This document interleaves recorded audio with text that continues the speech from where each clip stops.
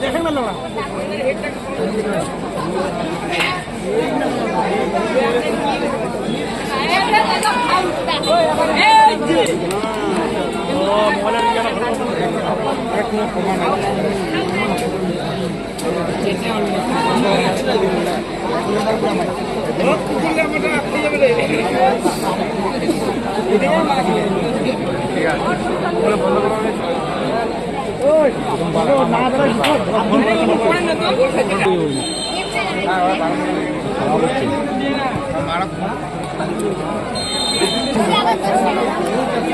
আপনারা আমাদের ভিতরে কেউ প্রবেশ করবেন না, মাঠ থেকে মাঠের গাছ থেকে সরে দাঁড়াবে।